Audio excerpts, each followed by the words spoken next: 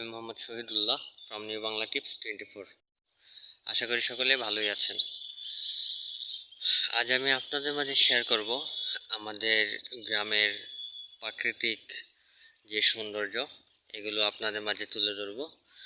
তো আমি যে গ্রামে বসবাস করি, সেই গ্রামের যে প্রাকৃতিক সৌন্দর্য, প্রাকৃতিক অপরূপ সৌন্দর্য, সেগুলো আপনাদের মাঝে এখন আমি তুলে ধরবো। তো বন্ধুরা, আপনারা সবাই আমার ভিডিওটি দেখার পর আপনারা কমেন্টে অবশ্যই জানাবেন যে আমাদের গ্রামটিকে দেখতে ঠিক আপনাদের কতটুকু ভালো লেগেছে, গ্রামটি দেখতে কেমন, এগুলো অবশ্যই আপনারা আমাকে কমেন্টে জানাবেন। আপনারা যদি আমাকে এই বিষয়গুলো কমেন্টে জানান, তাহলে আমি পরবর্তীতে আমাদের গ্রাম নিয়ে আরও ভিডিও দেওয়ার চেষ্টা করব, এবং আপনাদের কমেন্ট এবং ভিউর উপর ভিত্তি করেই কিন্তু আমি পরবর্তী ভিডিও করার জন্য আর কি মনস্থির করব। তো চলুন বন্ধুরা, কথা না বাড়িয়ে শুরু করা যাক। আমাদের গ্রামটিকে আপনাদের কাছে তুলে ধরি, আপনারা দেখুন আমাদের গ্রামের যে সৌন্দর্য। তো চলুন বন্ধুরা। বন্ধুরা, চলে আসলাম আমাদের গ্রামটিকে ঘুরে দেখার জন্য। তো দেখুন আমাদের গ্রামের সৌন্দর্য। দেখতে পাচ্ছেন, এটা হচ্ছে একটি চর এলাকা। এখানে কৃষকরা অনেক ফসল উৎপাদন করে। তো এখানে মূলত আমরা ভুট্টা প্লাস ঢেঁড়স, তরমুজ, বাঙ্গি, তারপর হচ্ছে শসা, কুমড়ো, তারপর হচ্ছে মিষ্টি কুমড়ো সহ বিভিন্ন ধরনের ফসল কিন্তু এখানে উৎপাদন করা হয়। আপনারা দেখতে পাচ্ছেন কি বিশাল এক এরিয়া। এটা হচ্ছে মূলত চর এলাকা, ব্রহ্মপুত্র নদের চর এলাকা এটা, আপনারা দেখতেই পাচ্ছেন। তারপরে এই যে দেখতে পাচ্ছেন একটি ডুবার মতো, এখানে পানি জমে আছে। জায়গাটা একটু ঢালু থাকার কারণে আর কি পানি জমে আছে। তো চলুন বন্ধুরা, আমরা ওই জায়গাটায় গিয়ে দেখি কতটুকু পানি আছে এখানে। এই জায়গাটা মূলত খুব রিস্কি, উপর থেকে নিচে নামতে হয়।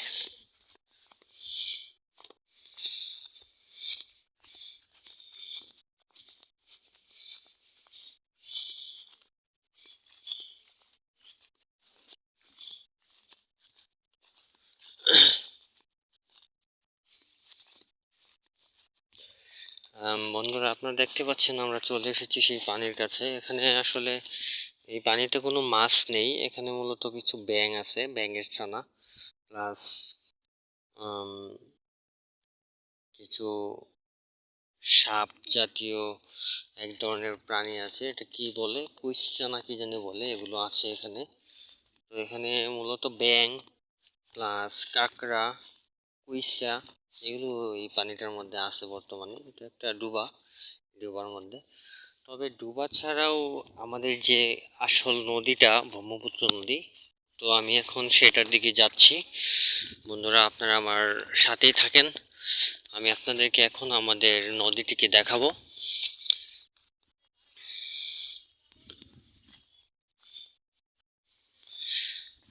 আপনারা আশা করি দেখতে পাচ্ছেন যে আমাদের চরের যে একটি বিশাল এরিয়া, চারপাশে শুধু সবুজ আর সবুজ, সবুজ শ্যামলে ভরপুর।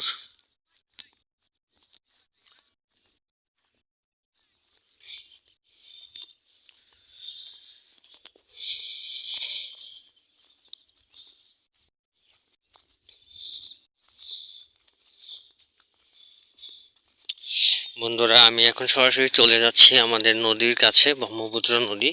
আপনারা সবাই আমার সাথেই থাকবেন। এখানে আমি দেখতে পাচ্ছি বেশ কিছু দর্শনার্থী এসেছেন আমাদের নদীটিকে দেখার জন্য। এই দূরে দেখা যাচ্ছে, দর্শক আপনারা ঠিক দেখতে পাচ্ছেন কিনা জানি না। ওই যে দেখেন, বেশ কিছু দর্শনার্থী আছে, ওনারা দেখতে এসেছেন। এখানে শুধু বালি আর বালি, প্রচুর বালি এখানে। আসলে এখান থেকে বালু নিয়েই কিন্তু বড় বড় বিল্ডিং, দালান এগুলো তৈরি করা হয়, রাস্তার কাজ করা হয়। মূলত আমাদের এই ময়মনসিংহ জেলার ত্রিশাল থানায় অন্তর্গত যে গ্রাম, আম, জিলকি গ্রাম, ময়মনসিংহ জেলার ত্রিশাল থানার জিলকি গ্রাম। তো জিলকি গ্রামেই কিন্তু আমাদের এই চর এলাকাটি অবস্থিত। বিশেষ করে জিলকি গ্রামে বিশাল বড় এই চর ব্রহ্মপুত্র নদের। এখান থেকে অনেক বালু নিয়ে যাওয়া হয় গাড়ি দিয়ে, তারপর বড় বড় দালান করা হয়, বিল্ডিং করা হয়। আমাদের এই ময়মনসিংহ থেকেই কিন্তু ম্যাক্সিমাম বালি নিয়ে যাওয়া হয় বাংলাদেশের বিভিন্ন প্রান্তে। আম, ঢাকা, তারপর হচ্ছে উত্তরা, গাজীপুর, টাঙ্গাইল, এসব জায়গাতেও কিন্তু আমাদের এখান থেকে বালি নিয়ে যাওয়া হয়। তো বন্ধুরা, আমি এখন যাচ্ছি আমাদের নদের কাছে। আশা করি আপনারা পাশেই থাকবেন।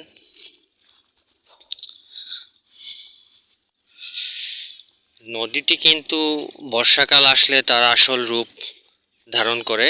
এখন যেহেতু গ্রীষ্মকালে নদীটি আসলে শুকিয়ে গেছে। নদীটি শুকিয়ে তার যে আয়তন সেটা কিন্তু কমে এসেছে। যখন আবার বর্ষাকাল আসবে তখন কিন্তু নদীটি তার আসল রূপ ধারণ করবে। আপনারা দেখতে পাচ্ছেন যে এই যে চর এলাকা, বিশাল চর এলাকা, এটা কিন্তু চর হিসাবে চর থাকবে না। এই পুরোটাই কিন্তু পানিতে ভরে যাবে। এই পুরোটা চর এলাকা কিন্তু পানিতে ভরে যাবে, যার কারণে নদীর আয়তন অনেক বেড়ে যাবে। তো আমাদের এখানে মূলত বর্ষাকাল শুরু হচ্ছে, এখনো পুরোপুরি শুরু হয়নি। আপনারা দেখতে পাচ্ছেন দর্শক, এই যে আমাদের সেই নদী।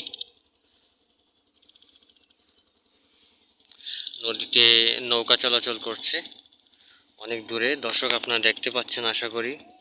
ওই যে দেখেন নৌকা নৌকা চলাচল করছে। নদীর ওই ধারে অনেক বসত বাড়ি আছে।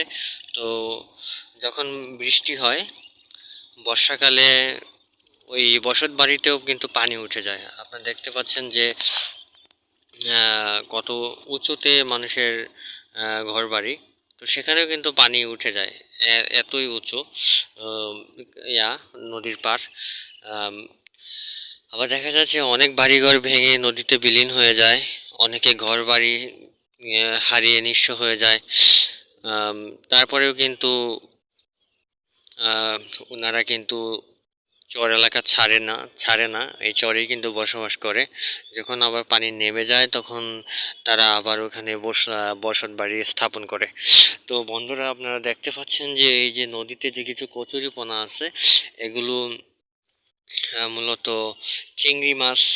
আম, চিংড়ি মাছ তাদের আম, আবাসস্থল হিসেবে ব্যবহার করে।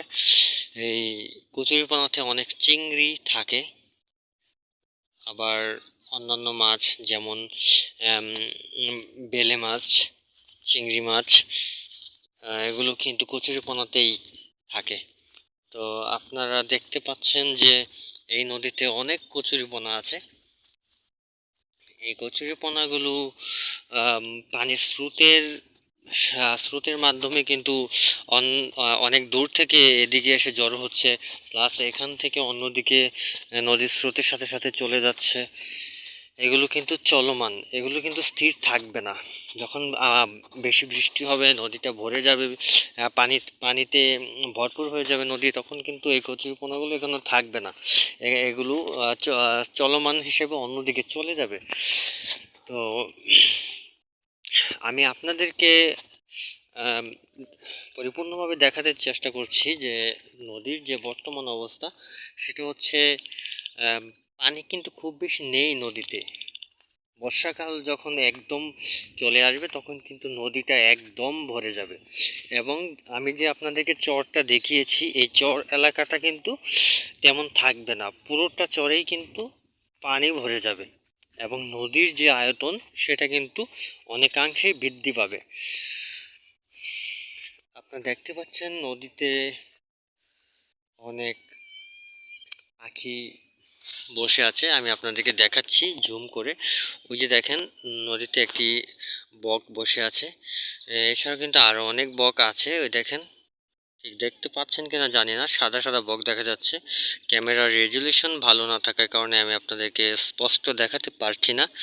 তবে বেশ কিছু বক কিন্তু এখানে বসে আছে।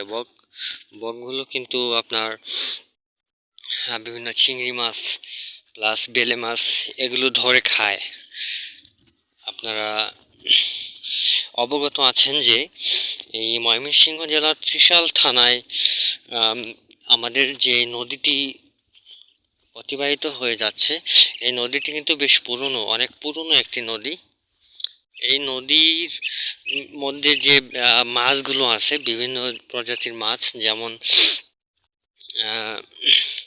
বেলে মাছ আছে, চিংড়ি মাছ, তারপর হচ্ছে কাতল মাছ, তারপরে বোয়াল মাছ সহ অন্যান্য বিভিন্ন প্রজাতির মাছ কিন্তু এই নদীতে আছে।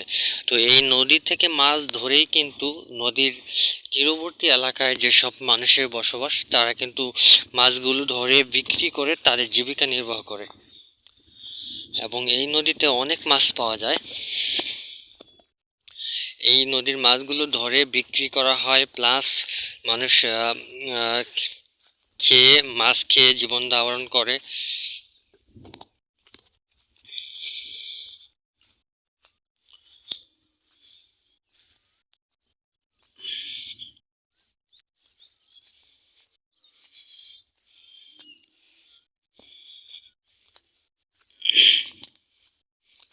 দর্শক, আপনারা আশা করছি আমার পাশে আছেন। এই যে দেখেন কচুরিপানাতে যে ফুলগুলো ফুটছে, কত সুন্দর দেখতে।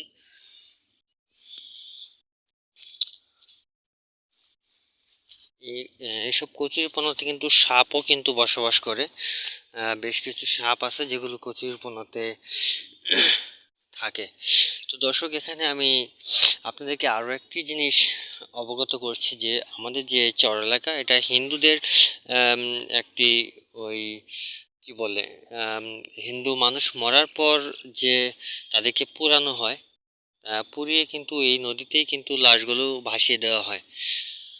তো এই নদীতে হিন্দুদেরকে পুড়িয়ে নদীতে ভাসিয়ে দেওয়া হয়।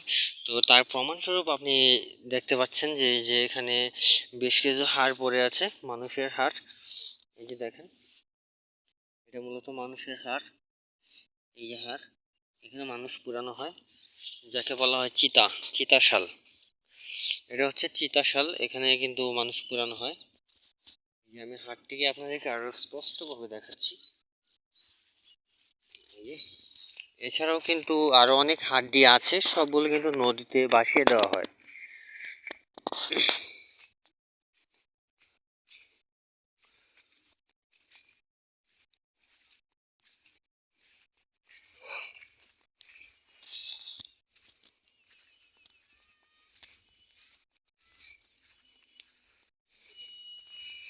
দর্শক, আমি আপনাদেরকে আগেই বলেছিলাম যে এই নদীতে যে কচুরিপানাগুলো আছে সেগুলো কিন্তু স্থির নয়, সেগুলো কিন্তু চলমান।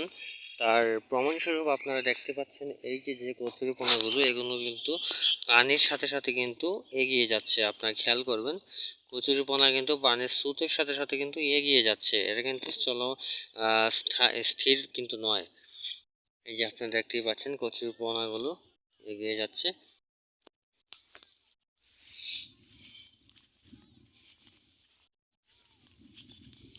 এই নদীতে আমাদের যে গ্রামের মানুষ, তারা কিন্তু এই নদীতেই গোসল করে, নদীতে হাত হাত মুখ ধোয়, নদীতে মাছ ধরে। তাছাড়া হচ্ছে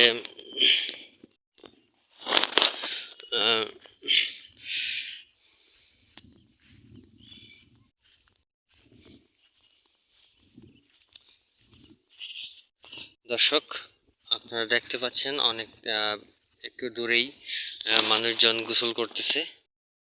এই যে বেশ কিছু পুরুষ মানুষ আছে সামনে, ওনারা গোসল করছে।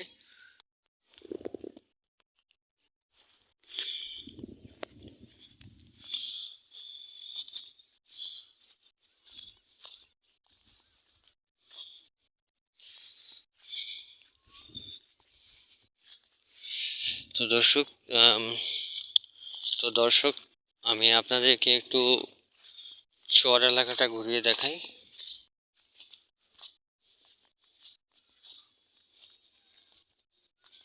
এই যে দেখেন, এই সেই চর, যে চরটা আসলে চর হিসেবে থাকবে না, এটা পানি বেশি হয়ে গেলে এটা কিন্তু নদীতে রূপ নেবে।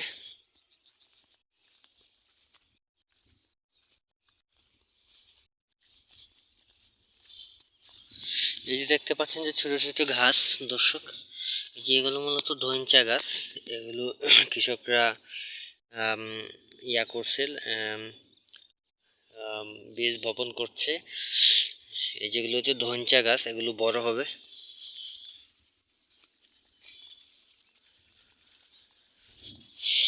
দর্শক, আমি এখন আপনাদেরকে আর কিছু ফসল দেখাবো। সেগুলো হচ্ছে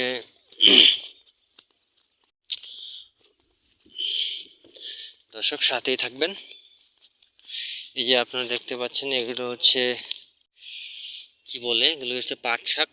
আপনারা দেখতে পাচ্ছেন যে এই যে পাট শাক, পাট শাক।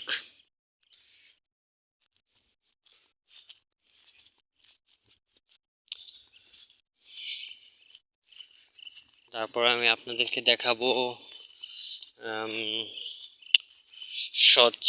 সজের গাছ। এই যে এখানে দেখতে পাচ্ছেন, এগুলো কিন্তু ফুলের মতো দেখতে, বাট এগুলো কিন্তু সজ। এগুলো হচ্ছে ধনিয়া গাছ আর কি, ধনিয়া গাছ। ধনিয়ার যে গুঁড়ো আমরা বাজার থেকে কিনতে পাই, সেই ধনিয়া গাছ হচ্ছে এগুলো। এই যে দেখতে পাচ্ছেন, দেখতে অনেকটা সুন্দর, ফুল গাছের মতো।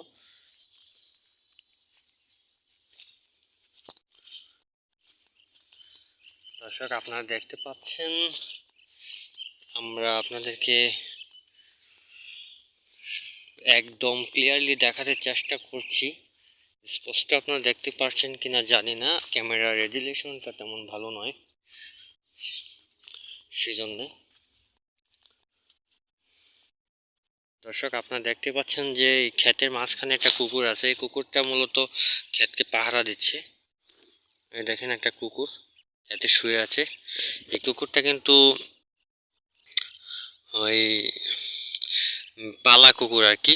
কুকুরটা পেলে এত বড় করছে। কুকুরটা ক্ষেত পাহারা দিচ্ছে। পেলে বা পুষা, যে আমরা যা বুঝি যে পুষা কুকুর, গ্রামের ভাষায় বলা হয় পেলে।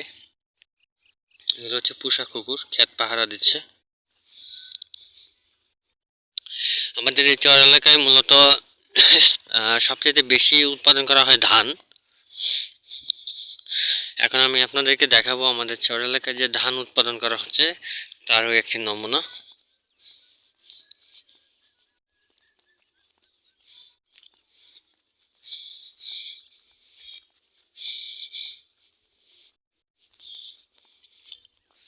দর্শক, এই যে এগুলো হচ্ছে ধান গাছ, ধান হয়েছে।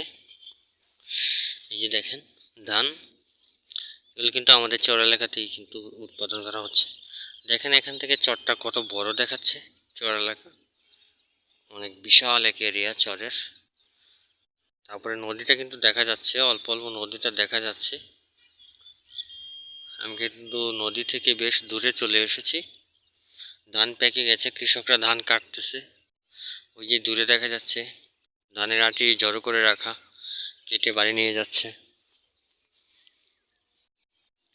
ওই যে আপনারা দেখতে পাচ্ছেন একটি সবুজ এবং সাদা রং করা একটি ইটের যে ওয়ালের মতো করা, সেটা হচ্ছে মূলত পানি। এখানে পানি জমা রাখা হয়, নদী থেকে পানি উত্তোলন করে ওইটা ওই ইয়াতে জমা রাখা হয়, তারপরে খেতে দেওয়া হয় পানি। তো আমি এখন চেষ্টা করব আপনাদেরকে ওইটার কাছে নিয়ে যাওয়ার জন্য। দর্শক, আশা করি আপনারা আমার সাথেই থাকবেন। আমি আপনাদেরকে ওই যেখানে পানি জমা জমা করে রাখা হয়, আমি সেটার দিকে আপনাদেরকে নিয়ে যাওয়ার চেষ্টা করব।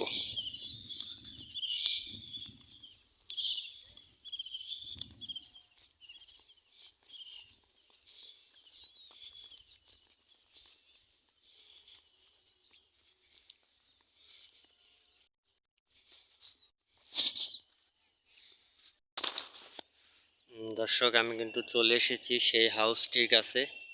এটা কিন্তু মূলত একটি হাউস।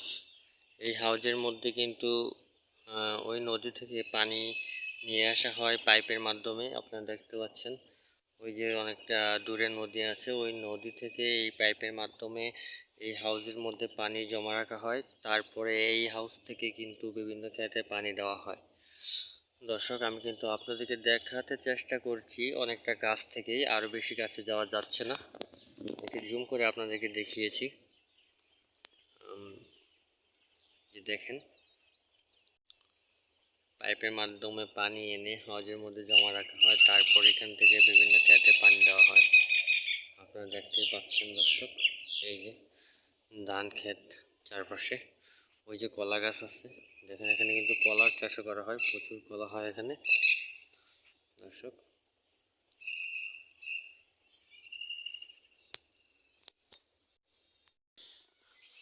দর্শক আপনাদেরকে বলেছিলাম যে এখানে কলা চাষ করা হয়। তো এই যে দেখেন, এখানে কলার চাষও করা হয়। কলা হয়েছে, এটা হচ্ছে কলা বাগান, দেখতে পাচ্ছেন।